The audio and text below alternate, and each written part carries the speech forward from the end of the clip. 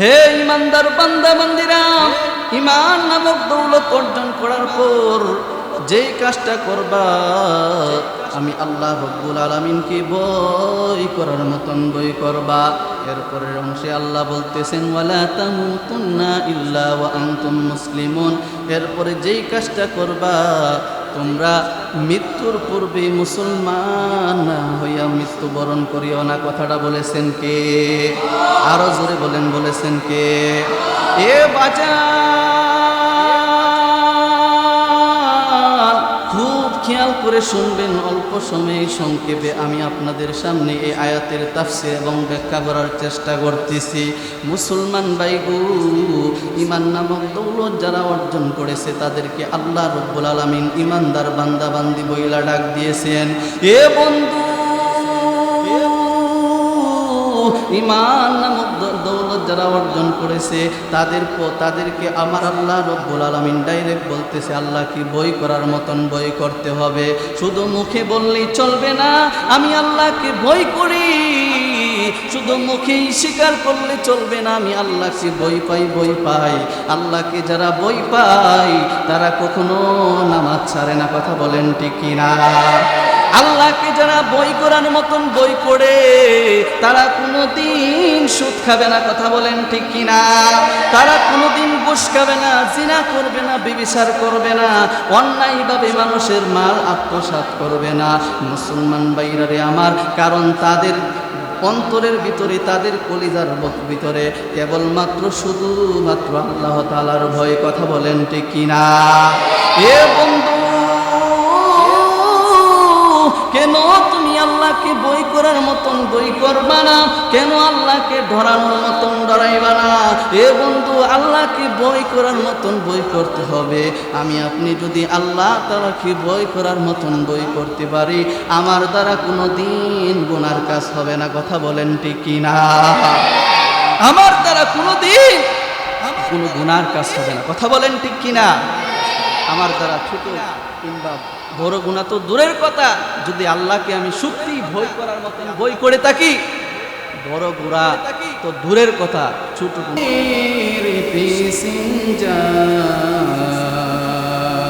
এই দুনিয়ায় আমরা সবাই কবর দেশের প্যাসেঞ্জার, কেউ বা আগে কেউ বা পরে যাইতে হবে গোরের পার। আল্লাহুম্মা সাল্লি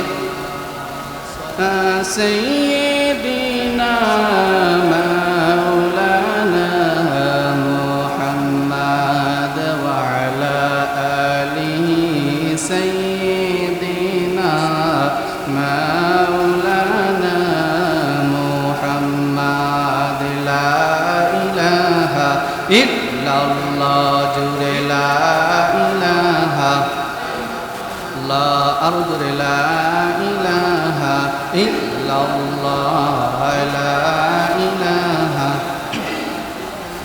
হাসবি রব্বি জাল্লাল্লাহ মা ফি কলবি গায়রুল্লাহ, হাসবি রব্বি জাল্লাল্লাহ মা ফি কলবি গায়রুল্লাহ।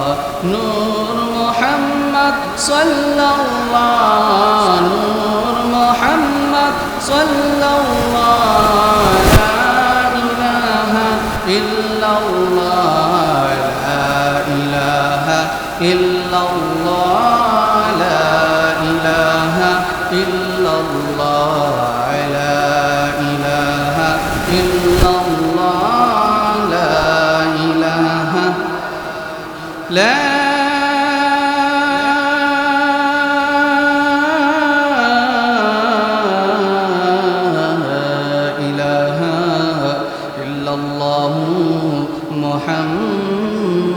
মুহাম্মাদুর রাসূলুল্লাহ সাল্লাল্লাহু আলাইহি ওয়াসাল্লাম। বালাগাল উলা بكماله كشف الدجى بجماله حسنت جميع خصاله صلوا عليه وآله صلى الله عليه وسلم নূরপুর পশ্চিমপাড়া বাইতুল নূর জামে মসজিদের উদ্যোগে 10ই মুহররম উপলক্ষে মহামারী করোনা ভাইরাস থেকে মুক্তির জন্য 25তম ওয়াজ ও দোয়ার মাহফিলের আজকের এই সম্মানিত সভাপতি, উপস্থিত উলামায়ে কেরাম এবং আগত মুসল্লিয়ানে কেরাম, সর্বোপরি আল্লাহ তাআলার কাছে শুকরিয়া আদায় করি যে রব্বুল আলামিন আমাদেরকে এই দুর্যোগময় পরিস্থিতির মধ্যে আমাদের সবাইকে এই করোনা ভাইরাস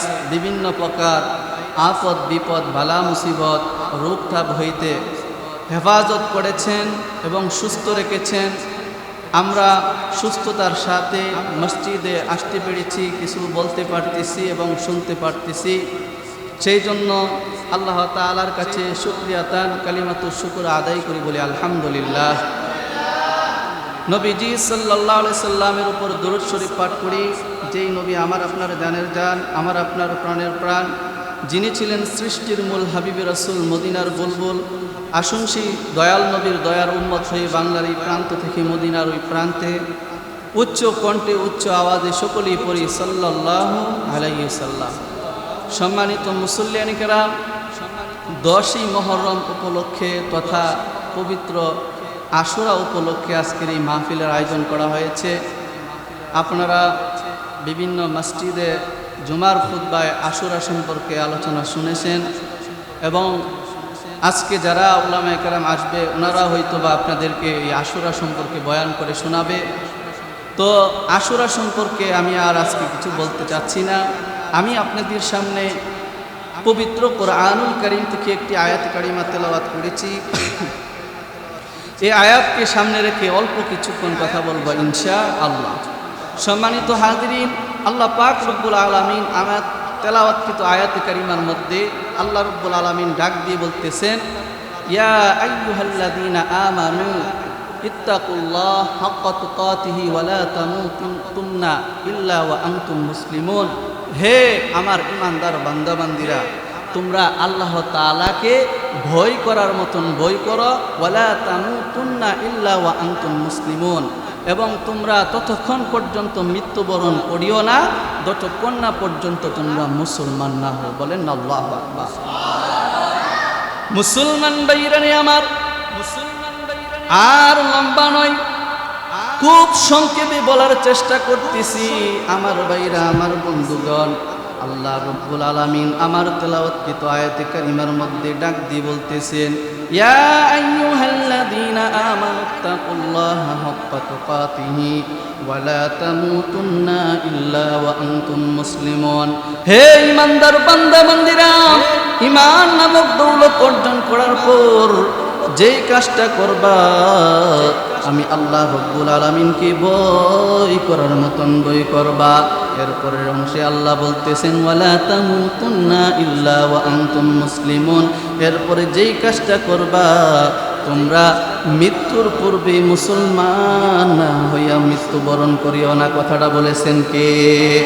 আরো জোরে বলেন, বলেছেন কে? এ বাজা,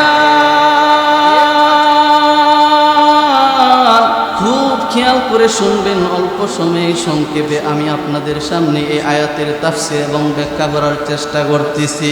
মুসলমান ভাইগো, ঈমান নামক দৌলত যারা অর্জন করেছে তাদেরকে আল্লাহ রব্বুল আলামিন ঈমানদার বান্দা বান্দি বইলা ডাক দিয়েছেন। এ বন্ধু, ঈমান নামক দৌলত যারা অর্জন করেছে তাদেরকে আমার আল্লাহ রব্বুল আলামিন ডাইরেক্ট বলতেছে, আল্লাহকে ভয় করার মতন ভয় করতে হবে। শুধু মুখে বললেই চলবে না আমি আল্লাহকে ভয় করি, শুধু মুখেই স্বীকার করলে চলবে না আমি আল্লাহকে ভয় পাই, ভয় পাই। আল্লাহকে যারা ভয় পায় তারা কখনো নামাজ ছাড়ে না। কথা বলেন ঠিক কিনা? আল্লাহকে যারা বই করার মতন বই করে তারা কোনোদিন সুদ খাবে না, কথা বলেন ঠিক কিনা? তারা কোনোদিন ঘুষ খাবে না, জিনা করবে না, ব্যভিচার করবে না, অন্যায়ভাবে মানুষের মাল আত্মসাৎ করবে না। মুসলমান ভাইরা রে আমার, কারণ তাদের অন্তরের ভিতরে, তাদের কলিজার ভিতরে কেবলমাত্র শুধুমাত্র আল্লাহ তাআলার ভয়, কথা বলেন ঠিক কিনা? এ বন্ধু,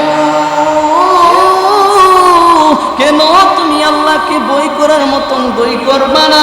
কেন আল্লাহকে ধরানোর মতন ধরাইবা না? এ বন্ধু, আল্লাহকে বই করার মতন বই করতে হবে। আমি আপনি যদি আল্লাহ তাআলাকে বই করার মতন বই করতে পারি, আমার দ্বারা কোনো দিন গুনার কাজ হবে না, কথা বলেন ঠিক কিনা?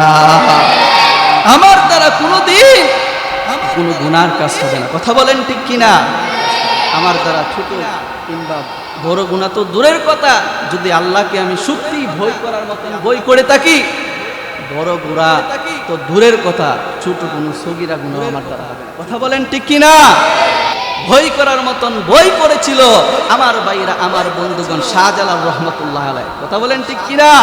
বই করার মতন বই করেছিল শাহ পরাণ, আমার ভাইরা, আমার বন্ধুগণ বই করার মতন বই করেছিল আল্লাহর ওলিরা, বই করার মতন বই করেছিল বাইজিদ বুস্তামি, বই করার মতন বই করেছিল আব্দুল কাদির, বড় পীর আব্দুল কাদির জিলানী রহমতুল্লাহ আলাইহি, কথা বলেন ঠিক কিনা?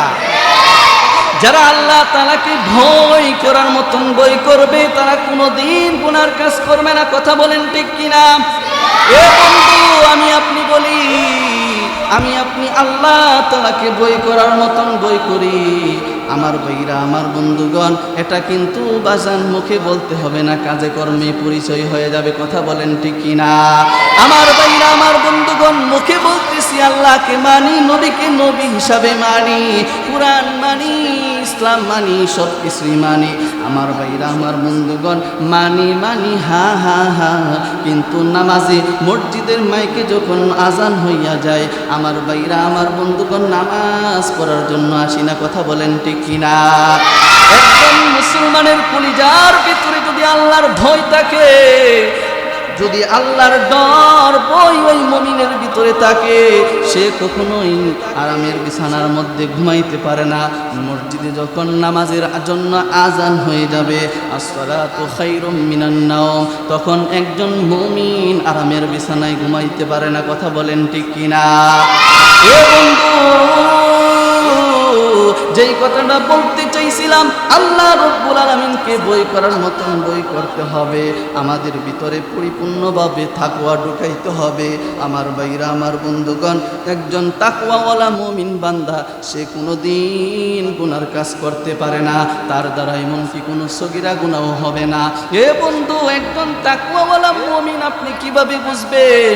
একজন মুমিন, আমার ভাইরা, আমার বন্ধুগণ, সে কোনোদিন নামাজ ছাড়বে না, সে কোনোদিন বেপরদা অবস্থায় চলবে না, সে কোনোদিন দুধের মধ্যে পানি মিশাবে না, সে কোনোদিন অন্যের ক্ষেতের লাল কাটবে না, কথা বলেন ঠিক কিনা? একজন মুমিন বান্দার দ্বারা আরেকজন মুমিন বান্দা জীবনও কষ্ট পাবে না, তার হাত দ্বারা, জবান দ্বারা, কোনো কিছুর দ্বারা, কথা বলেন ঠিক কিনা? পরিপূর্ণ তাকওয়াওয়ালা হইতে গেলে আল্লাহ তাআলাকে বই করার মতন বই করতে হবে, নবীজিকে মডেল হিসাবে বাঁচতে হবে, নবীজির আদর্শিত হয়ে আমাদেরকে চলতে হবে। আমার ভাইরা, আমার বন্ধুগণ, খুব সংক্ষেপে বলতেছি, আল্লাহ বলতেছেন, ইয়া আইয়ুহাল্লাযীনা আমানুত্তাকুল্লাহা হাক্কা তুকাতিহি ওয়া লা তামুতুন্না ইল্লা ওয়া আনতুম মুসলিমুন, তোমরা ঈমান আনয়ন করার পর আমি রব্বুল আলামিনকে ভয় করার মতন ভয় করো, এরপরে যেই কাজটা করবা, তোমরা মুসলমান না হইয়া মৃত্যুবরণ করবা না। কথাটা বলেছেন কে? জোরে বলেন, কে বলছেন? আল্লাহ বলেছেন, কথা বলেন ঠিক কিনা? মুসলমান না হইয়া মৃত্যুবরণ করবা না। এখন সমাজের মধ্যে বাস্তবে দেখা যাইতেছে যে আমি নামে মুসলমান কিন্তু কামে না, কথা বলেন ঠিক কিনা? নামে মুসলমান কিন্তু কামে না। নামাজের টাইমে আমি মসজিদে আসি না, আমার মুখে দাড়ি নাই, মানুষের সাথে খারাপ ব্যবহার করি, অশৃঙ্খলভাবে সমাজের মধ্যে চলাফেরা করি, কিন্তু আমি নামে মুসলমান। কিন্তু আল্লাহ বলতেছেন, আল্লাহকে ভয় করার পর বই করার মতন বই করতে হবে, এরপরে মুসলমান না হয়ে মৃত্যুবরণ করা যাবে না। আমার ভাইরা, আমার বন্ধুগণ, যেই কথাটা বলতে চেয়েছিলাম, এই জন্য আল্লাহকে ভয় করা দরকার আছে না নাই? জোরে বলেন, আছে না নাই? অবশ্যই আল্লাহকে ভয় করার মতন ভয় করতে হবে। আমার ভাইরা, আমার বন্ধুগণ, আল্লাহ তাআলাকে কিভাবে আমি ভয় করব? আমার ভাইরা, আমার বন্ধুগণ, যখন মসজিদের মধ্যে আজান হয়ে যাবে, তখন আমার সকল কর্মব্যস্ততা থেকে ফারেক হয়ে আমার সব কাজ কর্ম বাদ দিয়া আল্লাহর জন্য, আমার ভাইরা, আমার বন্ধুগণ, আল্লাহর ডাকে আমাকে সাড়া দেওয়া লাগবে। কথা বলেন ঠিক কিনা? এ বন্ধু, আমি মানুষ, আমার ভাইরা, আমার বন্ধুগণ, ছোট্ট কয়েকদিনের একটি হায়াত নিয়ে দুনিয়াতে এসেছি। দুনিয়ার মধ্যে আমরা বেশি দিন থাকবো না। কার মুখ মরণ কখন চলে আসে কেউ কিন্তু বলতে পারি না। কথা বলেন ঠিক কিনা? আমার ভাইরা, আমার বন্ধুগণ, প্রতিদিনই কিন্তু মসজিদের মাইকে ইমুক তিমুক মিয়া ইন্তেকাল করতেছে, ইন্না লিল্লাহ পড়তেছে। আমার আপনার নাম কোন দিন যেন ঘোষণা হইয়া যায় মসজিদের মাইকে, এটা কিন্তু কেউ আমরা বলতে পারি না। কথা বলেন ঠিক কিনা?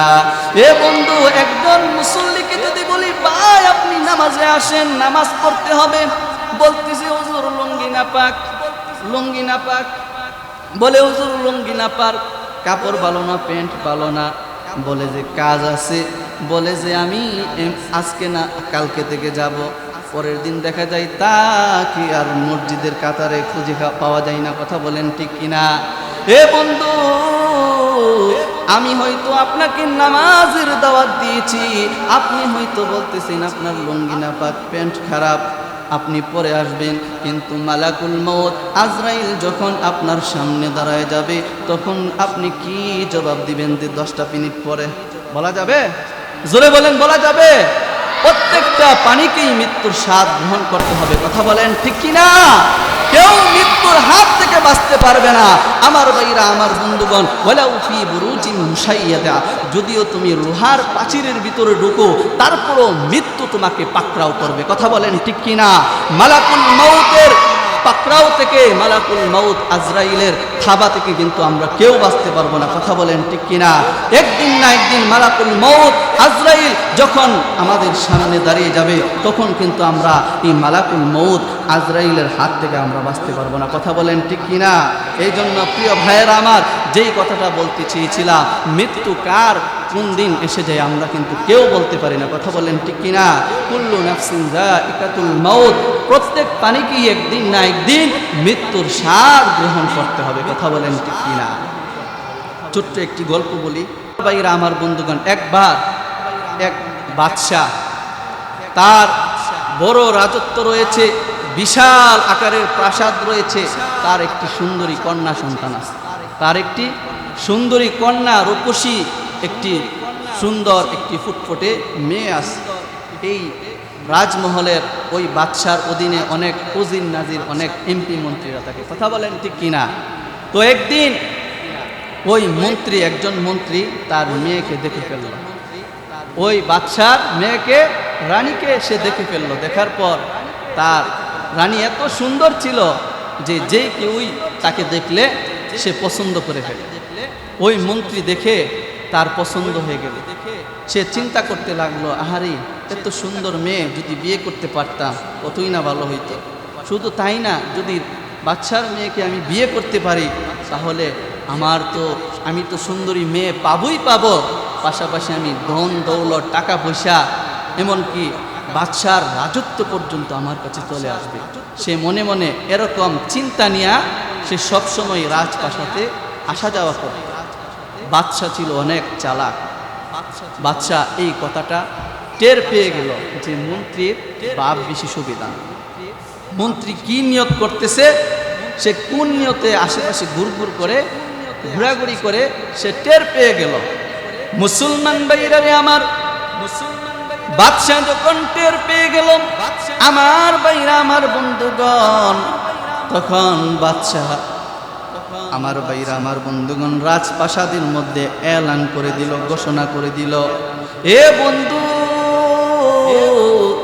এলান কি এলান করলো? বাদশা এলান করে দিল।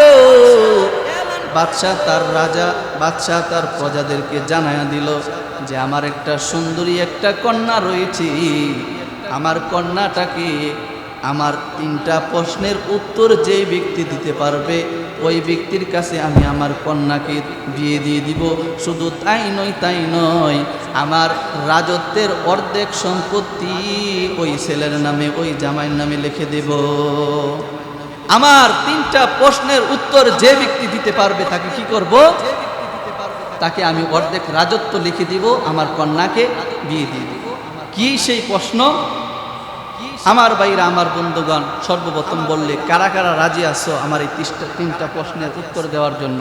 সাথে সাথে কয়েকজন দাঁড়িয়ে গেল। তোর মধ্যে ওই মন্ত্রীও ছিল। মন্ত্রীও তো মনে মনে অনেক আকাঙ্ক্ষা। মন্ত্রী বলতেছে যে পাইছি সুযোগ, এখন আর হাত ছাড়া পড়া যাবে না। আমার ভাইরা, আমার বন্ধুগণ, খুব সংক্ষেপে বলতেছি, আমার ভাইরা, আমার বন্ধুগণ, মন্ত্রী দাঁড়ায় গেল। মন্ত্রী বলতেছে আমিও রাজি আছি, আমিও আপনার 3টা প্রশ্নের উত্তর দিতে চাই। বাদশা বলতেছে তোমরা যারা রাজি হইছ আমার 3টি প্রশ্নের উত্তর দেওয়ার জন্য, যদি তোমরা এই 3টা প্রশ্নের উত্তর না দিতে পারো তাহলে তোমাদেরকে কতল করা হবে, তোমাদের কেল্লা ফেলে দেওয়া হবে, তোমাদের মাথা কাটা যাবে, তোমাদেরকে হত্যা করা হবে, আর তোমাদেরকে সময় দেওয়া হবে 1 সপ্তাহ। কই সপ্তাহ? 1 সপ্তাহ। মুসলমান ভাইরারে আমার 1 সপ্তাহ সময় দিল, 3টি প্রশ্ন করলো।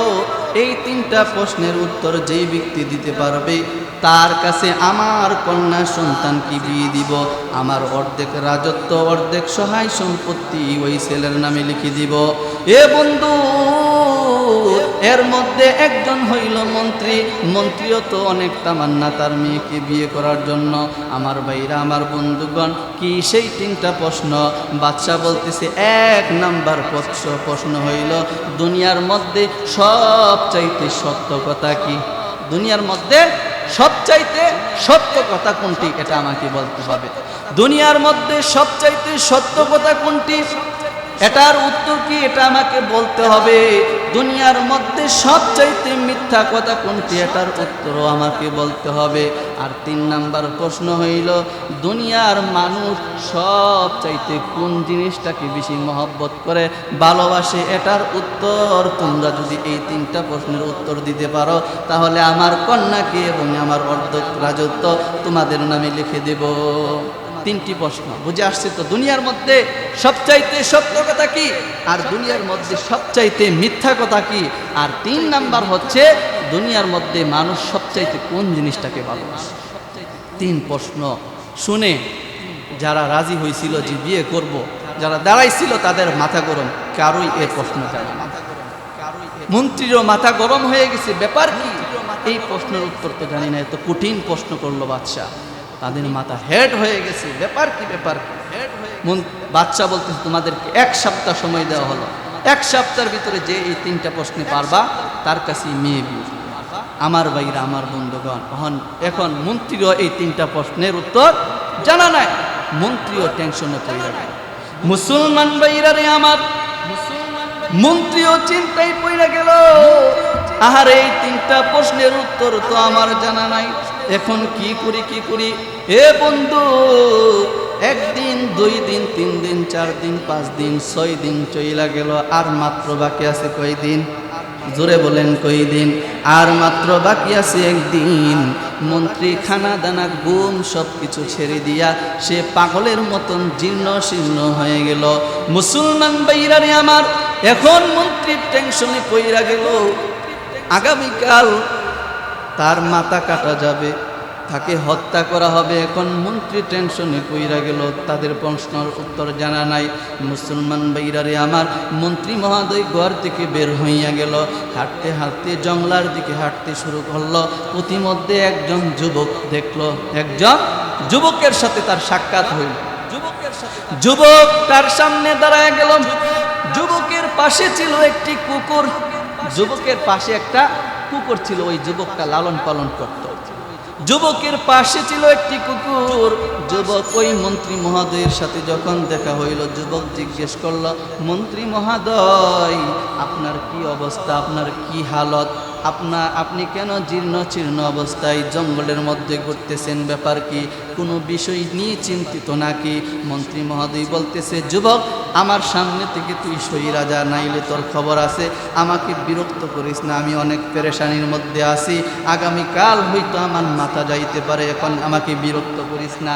যুবক বলতেছে, মন্ত্রী মহোদয়, এত মাথা গরম করেন না, আমাকে বলেন আপনার কি সমস্যা, আমাকে আপনি বলেন যে আপনার কি সমস্যা, আমি আপনার প্রবলেম সমস্যা সমাধান আমি করে দেব, আমি আপনার সমস্যার সমাধান করে দিব। আপনি আমার কাছে বলেন কি সমস্যার মধ্যে, কি চিন্তায় চিন্তিত হয়ে আছে। তখন বলতেছে, তোর কাছে বললে কি তুই পারবি? 1 সপ্তাহ পর্যন্ত আমি এই প্রশ্নের উত্তর খুঁজে পাই না। বলতেছে, বাচ্চার মেয়েকে বিয়ে করার জন্য 3টি প্রশ্ন দিছে, এই 3টা প্রশ্নের উত্তর আমার জানা নাই, যার কারণে আমার এই অবস্থা। এই 3টি প্রশ্নের উত্তর না দিতে পারলে আমার কেল্লা কাটা যাবে। যুবক বলে, মন্ত্রী সাহেব, আমার কাছে বলেন এই 3টা প্রশ্নের উত্তর আমি দেব। বলতেছে, তুই পারবি? আমি পারছি না, বড় বড় জ্ঞানী লোকরাই পারছে না, তুই পারবি কিভাবে? বলতেছে, আমি পারবো, আপনি আমাকে বলেন। তখন ওই মন্ত্রী মহোদয় বলল, বাদশা আমাকে 1 নাম্বার প্রশ্ন করেছে, সবচাইতে সত্য কথা কি, সবচাইতে মিথ্যা কথা কি, আর সবচেয়ে মানুষ ভালোবাসে কোন কথাটা কি? প্রিয় ভাইরা আমার, তখন এই কথা বলার পর বলতেছে, আমি 3 প্রশ্নের উত্তর জানি। তখন মন্ত্রীর মুখ দিয়ে একটা মৃদু হাসি আসলো, আলহামদুলিল্লাহ, এখন মনে হয় বাঁচা যায়। প্রিয় ভাইরা আমার, তারপর বলতেছে, ওই যুবক বলতেছে, তোমার 1 নাম্বার প্রশ্নের উত্তর হইল, সবচাইতে দুনিয়ার মধ্যে সত্য কথা হচ্ছে মানুষের মৃত্যু। দুনিয়ার মধ্যে সবচাইতে সত্য কথা হচ্ছে মানুষের মৃত্যু, এর চেয়ে সত্য কথা দুনিয়াতে আর হতে পারে না। আমার ভাইরা, আমার বন্ধুরা, কাফের কোন, মুশরিক কোন, হিন্দু, ইহুদি, খ্রিস্টান, আলেম, জালেম, আমার ভাইরা, আমার বন্ধুগণ, সব শ্রেণীর মানুষই কিন্তু মৃত্যু যে মানুষের অবধারিত, এটা কিন্তু সবাই মানে। কথা বলেন ঠিক কিনা? মৃত্যুর হাত থেকে কি বাঁচতে পারবে? জোরে বলেন, কেউই মৃত্যুর হাত থেকে বাঁচতে পারবে না। কথা বলেন ঠিক কিনা? মৃত্যু একদিন অবধারিত রয়েছে, এখনো সময় আছে। যুবকদেরকে বলবো, হে যুবক, এখনো কি তোমার বুঝ হয় নাই? এখনো কি তোমার ভিতরে আল্লাহর ভয় ঢুকে নাই? সারা বিশ্ব যখন করোনা মহামারীতে আক্রান্ত হয়ে যাচ্ছে, তুমি এখনো মোটরসাইকেল নিয়ে দৌড়াও, তুমি এখনো মাথার চুল লম্বা কইরা দৌড়াইতেছো, তুমি এখনো সিগারেট খাইতেছো, তুমি এখনো অবৈধ সম্পর্ক করতেছো, তুমি এখনো অবৈধভাবে চলাফেরা করতেছো, অশৃঙ্খলভাবে চলাফেরা করতেছো। হে যুবক, তোমার মতন কত যুবক রাস্তার মধ্যে মোটরসাইকেল অ্যাক্সিডেন্ট করে মরে যাচ্ছে। কথা বলেন ঠিক কিনা? আমার আপনার মরণ কখন আসবে কেউ কিন্তু আমরা জানি না। কথা বলেন ঠিক কিনা? যার মরণ যখন হবে, তার মরণটা ওই সময় 1 সেকেন্ড আগেও হবে না, 1 সেকেন্ড পরেও হবে না, তার মরণটা ওই সময় মৃত্যু হবে। কথা বলেন ঠিক কিনা? যেইভাবে লেখা আছে তার মরণটা ওইভাবেই হবে। কথা বলেন ঠিক কিনা? দুনিয়ার মধ্যে সবচাইতে সত্য কথা হচ্ছে মানুষের মৃত্যু। 2 নাম্বার প্রশ্নের উত্তর যুবক দিতেছে, দুনিয়ার মধ্যে সবচাইতে, আমার ভাইরা, আমার বন্ধুগণ, মিথ্যা কথা হচ্ছে মানুষের জীবন। কথা বলেন ঠিক কিনা? মানুষের এই জীবনটা মিছে দুনিয়া। কথা বলেন ঠিক কিনা?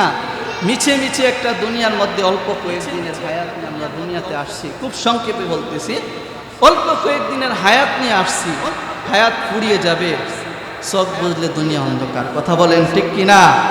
মানুষের এই জীবনটা মিছে একটা জিন্দেগি, আমাদের আসল জিন্দেগি হচ্ছে মরার পর। কথা বলেন ঠিক কিনা? আখেরাতের এই জীবনটা আবাদান জনমের জনম। যদি আপনি জান্নাতি হন তাহলে তো আপনার কপাল ভালো, আর যদি জাহান্নামী হয়ে যান তাহলে আপনার মতন কপাল করা আর কেউ নেই। কথা বলেন ঠিক কিনা? দুনিয়ার মধ্যে সবচাইতে সত্য কথা হচ্ছে মানুষের মৃত্যু, আর সবচাইতে মিথ্যে কথা হচ্ছে মানুষের জীবন, হায়াত। কথা বলেন ঠিক কিনা? আমার ভাইরা, আমার বন্ধুগণ, এখন 3 নাম্বারের প্রশ্নের মধ্যে যখন আসলো, তখন যুবক বলতেছে, এই 3 নাম্বার প্রশ্নের উত্তর আমি বলবো না। 3 নাম্বার প্রশ্নের উত্তর আমি কি করব না?